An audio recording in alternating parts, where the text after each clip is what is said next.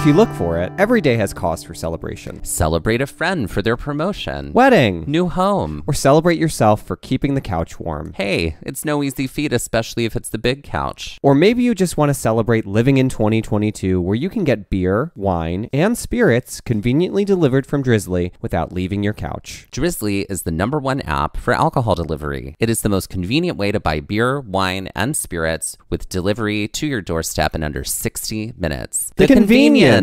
If you are getting ready to have people over and you just don't have time to run out to the store, Drizzly can deliver all the beer, wine, and spirits that you may need right to your door in under an hour. Right now, Drizzly is giving all new customers $5 off their first order with the code FAST5. So download the Drizzly app or go to drizzly.com. That's Drizzly, DRIZLY.com, and use the promo code FAST5 for $5 off your first order.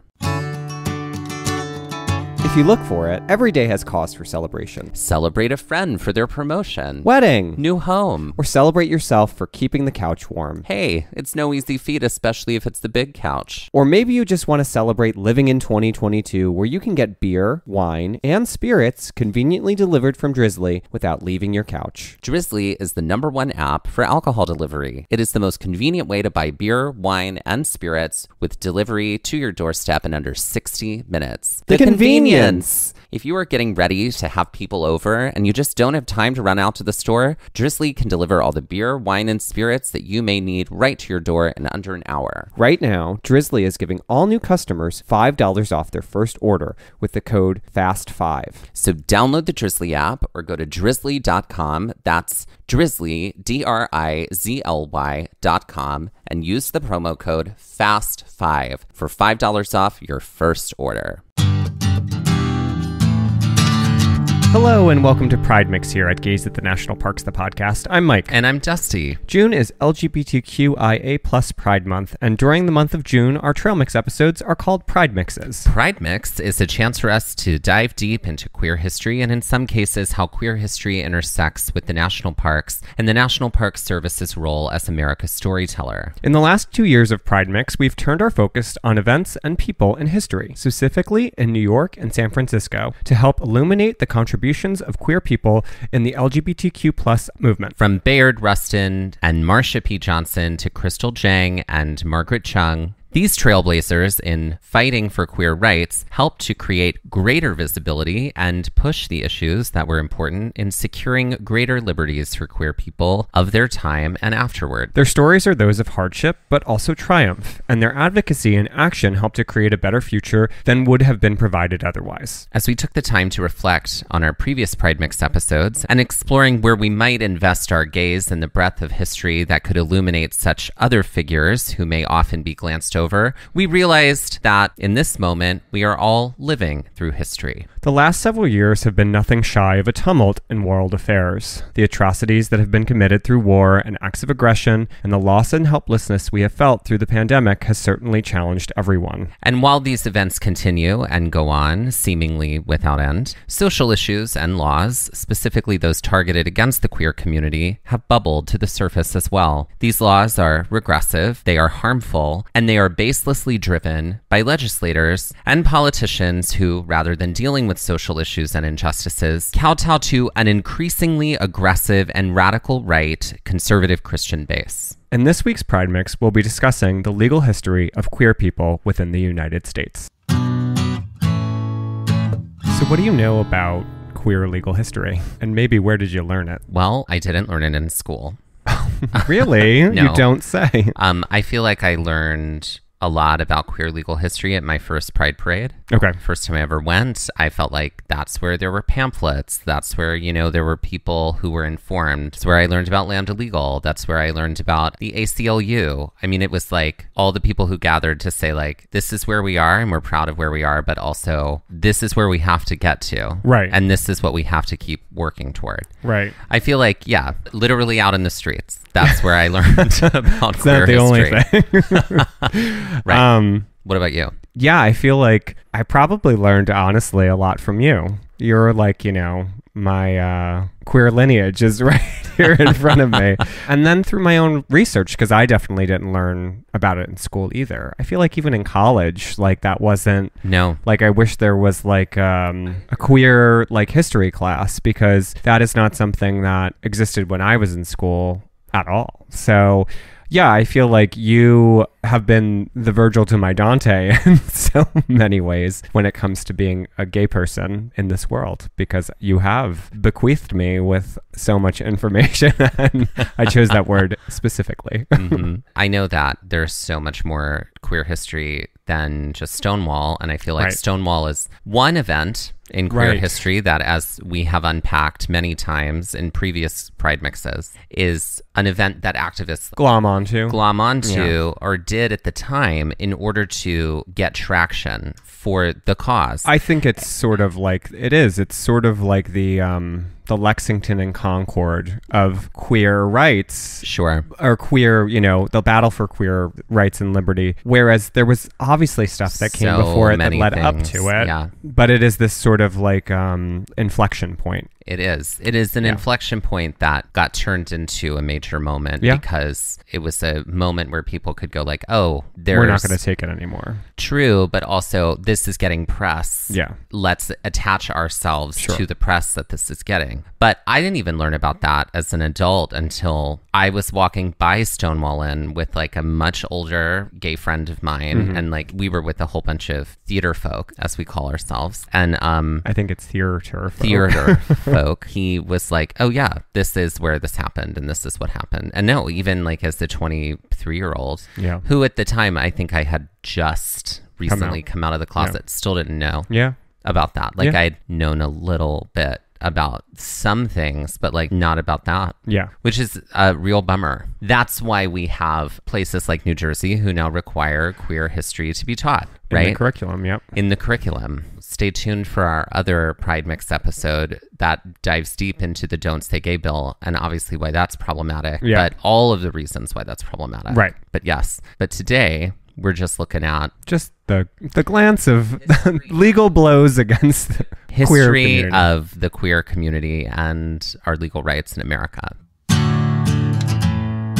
When it comes to learning queer history, especially queer legal history, there's a lot to unpack and digest. Laws that affected LGBTQ+ individuals have basically been on the books for as long as America has been America, or to say as long as Europeans have colonized America. In order to better digest this, there are a great number of resources to investigate, but the NPS's 2016 LGBTQ America, a theme study of lesbian, gay, bisexual, transgender, and queer history, does a great job of offering a concise overview of how these laws were impactful and the scope of their impact. When Europeans first colonized the land, also known as North America, several laws were put into place that essentially barred non-marital or non-procreative sex, which essentially were laws aimed at same-sex intercourse. These laws would come to affect not only these white and most likely Christian settlers, but also the indigenous peoples of the land, also known as America, who didn't have the same views of sexuality and gender as the European. While there were death penalty laws in place for the, quote, crime of sodomy, end quote, in much of colonial America,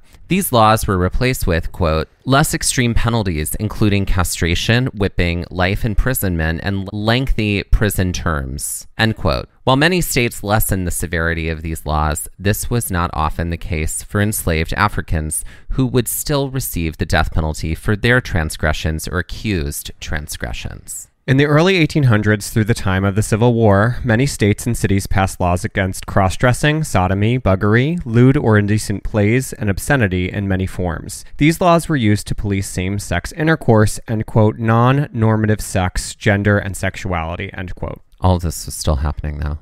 Uh-huh. Because humans are humans. Yep. Mm-hmm. Also, like, good Lord, no fun. Nobody had any fun. Thanks a lot, Puritans. Thanks a lot, Puritans.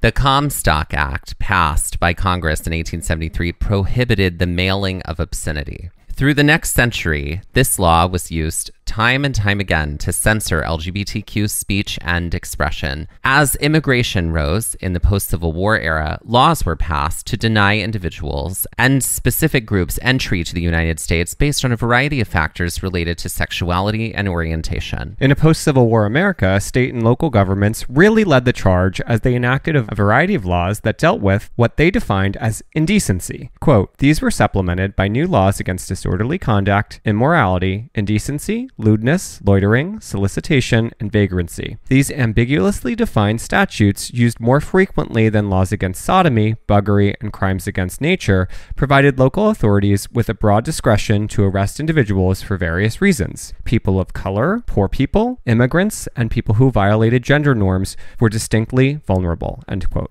Okay, so here is what a beautiful example in our books of how we just equate queerness with solicitation and equating queerness with indecency and equating queerness with immorality and lewdness and crimes against nature or as the word that, you know, people like to throw around today, indoctrination, which is obviously bullshit. And but here's like a perfect example of like how queerness and against the law have been synonymous. Yep. Like they've been synonymous since we started creating laws in America. But here's an exact wordage of like how that started to get equated. Right. I think the thing that surprised me, although it shouldn't, is that even back then, poor people, people of color, people who defied gender norms were the ones that were more frequently targeted, and that even if laws were repealed in some cases or the severity of their punishment lessened, those people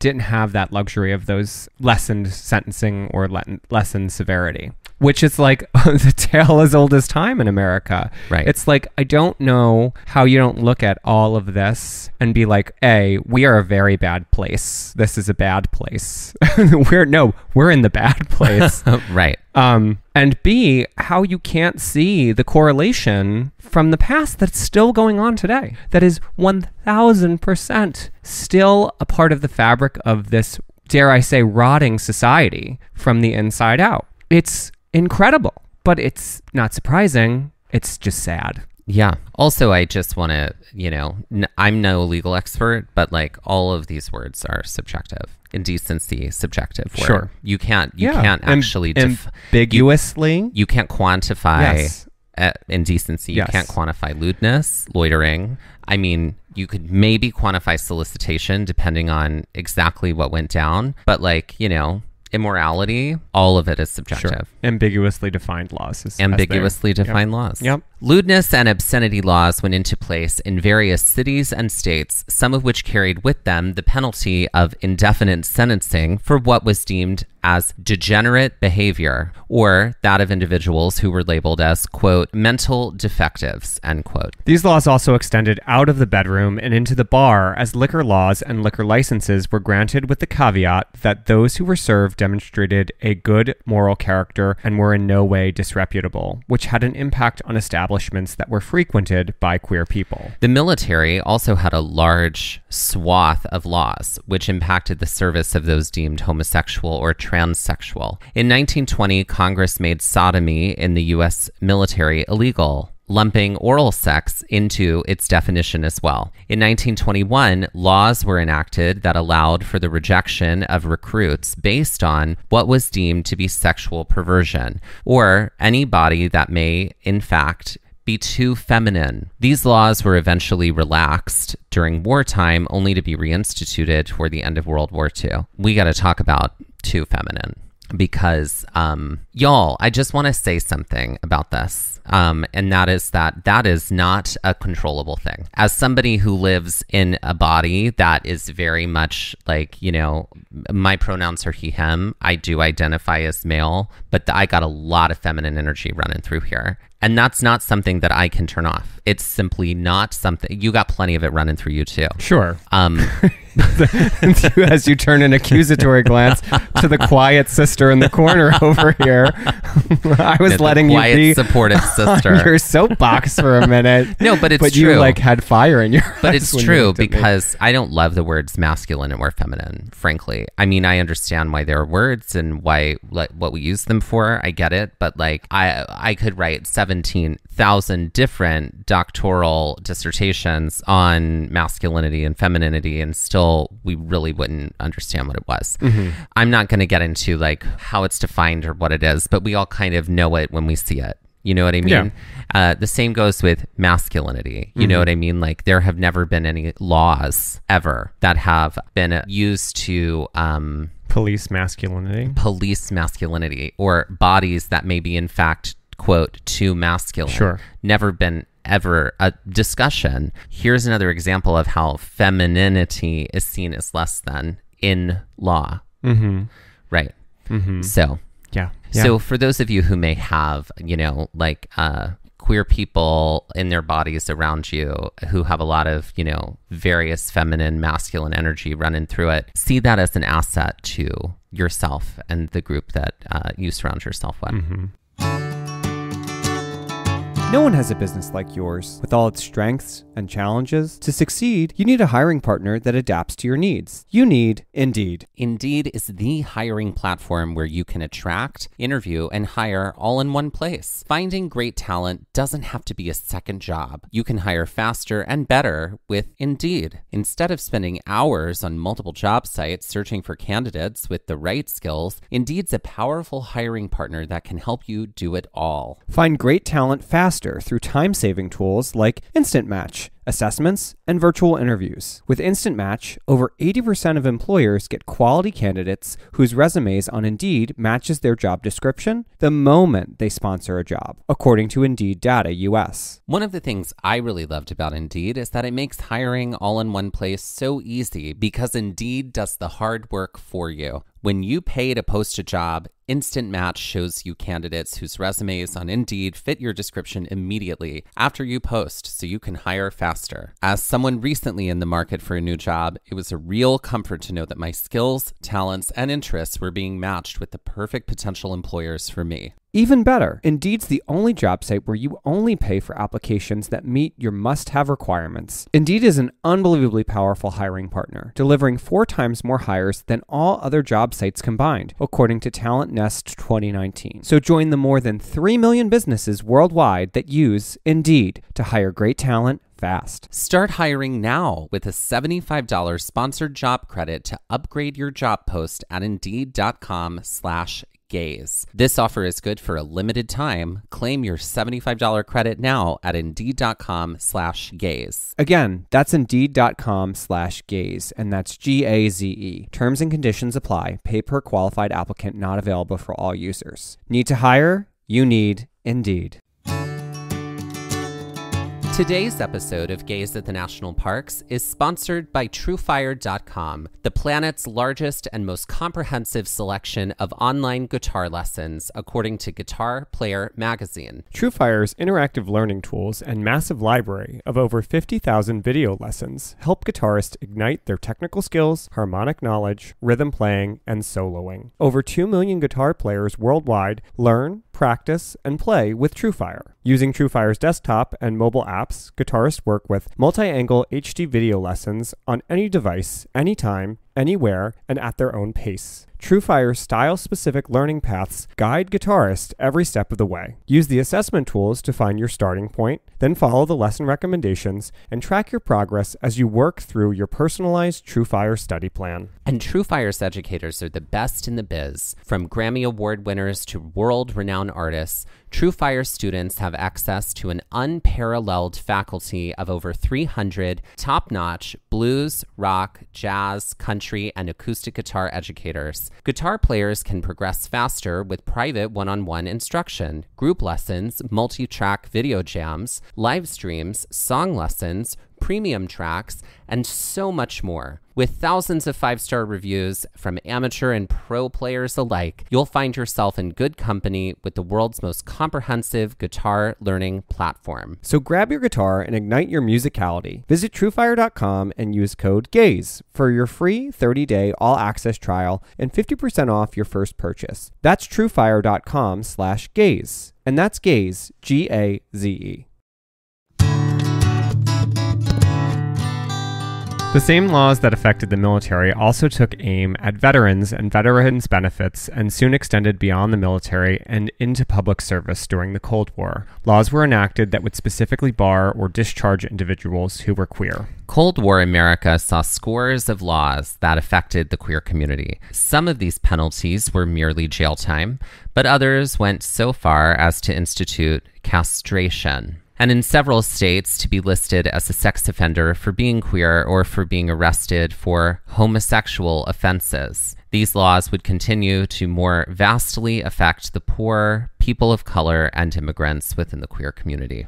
In the 1950s, teachers, medical professionals, and lawyers came into the crosshairs in California and Florida in relation to their queerness. Calls for licenses to be revoked or denied to these professions were all fair game in this hunt to oust queer individuals. Despite these insurmountable odds and legislation driven by ignorance and hatred, it is in the 1950s and 60s that organizations began to push back and advocate for change. Quote, groups such as the Mattachine Society, one, the Daughters of Belitis, the Janus Society, the Erickson Educational Foundation, and the Society for Individual Rights. LGBTQ activists supported reform with educational, lobbying, and litigation campaigns, but also engaged in direct action, end quote. Groups like the American Law Institute, the American Civil Liberties Union, the Homosexual Law Reform Society, and the National Legal Defense Fund, among others, helped to bring about policy changes and challenge laws. Advocacy, protesting, and marching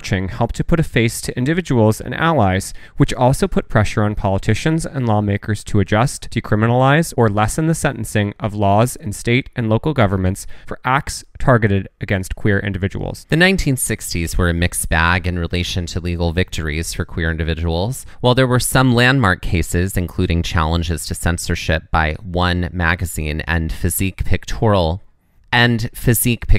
magazine, other cases related to employment and dismissal based on being gay or being accused of being gay had both victories and losses. The 1970s saw a surge of advancements in organizations related to LGBTQ+ rights. Fueled by the Stonewall riots, grassroots organizations like Gay Liberation Front, Gay Rights National Lobby, Lambda Legal Defense and Education Fund, and the National Center for Lesbian Rights, among others, sprang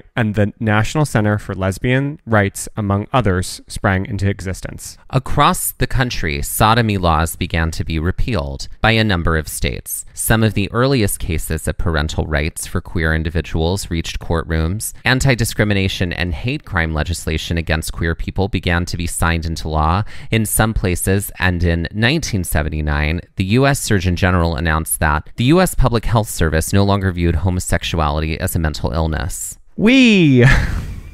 Yep. The 1970s and 80s saw a surge of queer individuals who ran for, and in some cases won their bid for office in state and local government, and those who, while in office, came out. But as much as there were legal advancement and better representation in government, there were also setbacks, animosity from the Christian right, and a lack of legal standing in some cases. While there were advancements in repeal of sodomy laws and enactment of anti-discriminatory laws based on sexual orientation and hate crime legislation on the books in a smattering of places, these laws were still very much so in the minority nationwide, while in some cases more regressive laws were being redefined or updated to more aggressively target LGBTQ+ individuals. Supreme Court cases which challenged guardianship of children, marriage rights of LGBTQ+ individuals, and partners' rights oftentimes were major setbacks to the momentum of victories elsewhere. The specter of HIV/AIDS, which hung over the LGBTQ+ community as a, quote, gay disease, unquote, helped to fund a new round of hate, exclusion, and laws which provided more hardship and heartache. In the 1990s, Don't Ask, Don't Tell became the military's answer to dishonorable discharges and the witch hunt for queer individuals within the military. While in the realm of popular culture and celebrity, artists, actors, and activists became loud voices for change and acceptance. In the early 2000s, same-sex marriage began to be recognized by some states before the Supreme Court ruling in 2015 in Obergefell versus Hodges canonized it into the law of the land. This legal feat would open a doorway that had long been shut and allow for greater advancements in other areas for queer individuals. So,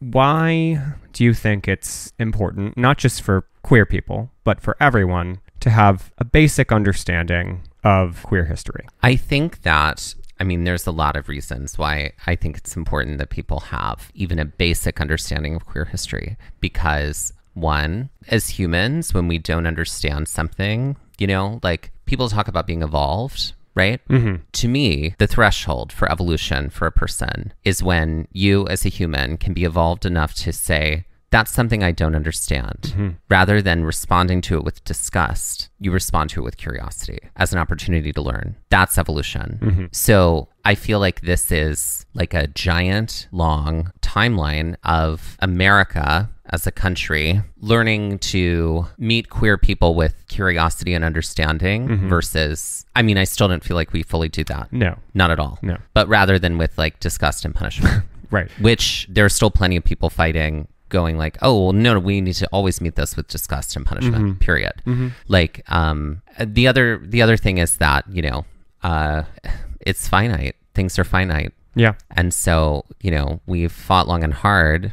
We haven't, but generations. The queer generations before us have fought long and hard in order to, so that we can enjoy the liberties and the rights that we have now. And that, as we see trending in America, that, rights can be taken away just as easily as they were fought for. Right. So in the same way that, it just takes like one person to ghost another in order for a relationship to be just over. Yeah. You know what I mean? Yep. So, right. Like, if we don't want America to ghost queer people, then we have to keep going. I think, it also goes back to the adage that if you don't learn your history, then you are doomed to repeat it. And if nothing else, on top of what you said, I think we are repeating so many past sins and so many past errors that through activism, outreach, litigation, law have been corrected, or at least adjusted for a better future for people, whether they're queer, whether they're people of color, whether they're women. And we are regressing in so many ways. It's astounding on one level,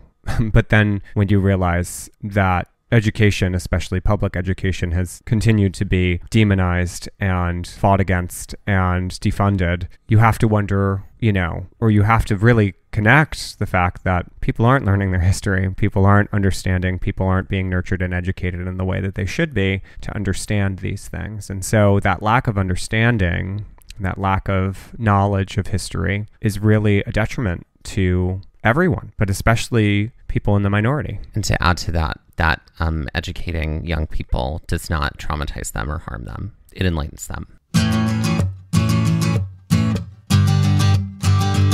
If nothing else, hopefully, this brief primer into queer legal history has given you a glimpse into how these laws are stacked against those in the minority. Whether it is queer history, the history of people of color or indigenous people or women, it is evident that the odds are consistently stacked against us. Pride is a time for remembrance, not just for our queer community, but for all people. Remembrance of those who have come before you and the mark they have left in the tapestry of queer history. It is also a time of renewal, a renewal of your space in that queer history, and a reflection on what kind of mark you may make in the continued fight for the rights of not only queer individuals, but all who find themselves marginalized and in the minority. The sources for today's Pride Mix include the MPS's 2016 LGBTQ America, a theme study of lesbian, gay, bisexual, transgender, and queer history, and the American Psychological Association's article, History of Lesbian, Gay, Bisexual, and Transgender Social Movements. If you're looking to help, get involved locally.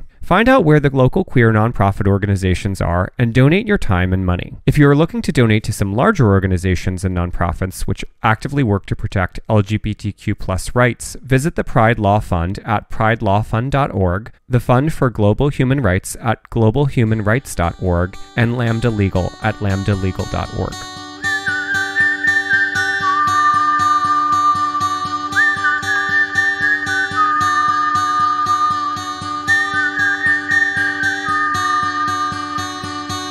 This has been Pride Mix by Gays at the National Parks, the podcast, and we're here to remind you to pride early and pride often, and that your pride means nothing unless it's intersectional. Gays at the National Parks was created and is hosted by us, Dustin Ballard and Michael Ryan. To see images from this episode, follow our Instagram at Gays at the National Parks. To contact us, email us at gaysatthenationalparks@gmail.com, and to find out more about the parks visited on this show, visit our website, gaysatthenationalparks.com. That's gays, G-A-Z-E.